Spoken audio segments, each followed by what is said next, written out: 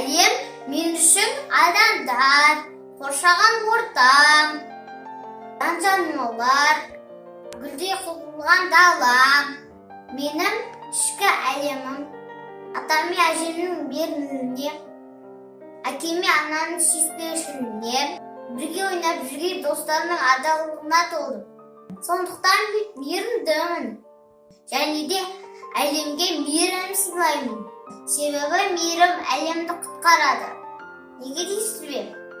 Бірде біз отбасымызбен көл жағасына демалуға бардық. Отқа қақталған ет, тәтті шырын, салқын көлде шомылу, қыздыру бәрі де тамаша болды.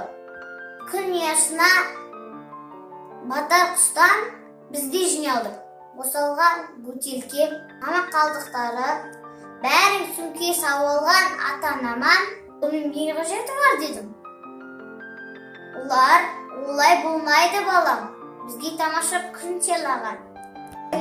Бізде мейірім танытамыз деді.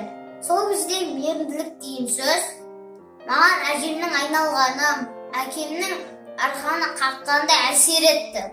Шабыттанып кеттім. Бізбен қатар келіп, көл жағасына демалып кеткен басқа адамдардан қалған қуыстарды жинай бастадым. Атамнан маған қарап қуана күлді. Сол сәттен бастап гүлге су құйсаң да, бөпеңді ойнатсаң да, әжемнің дәш етіп суын апарып берсең де, бәріне мейірімділік таныту екенін ұқтым. Мейірім әлемді құтқарады.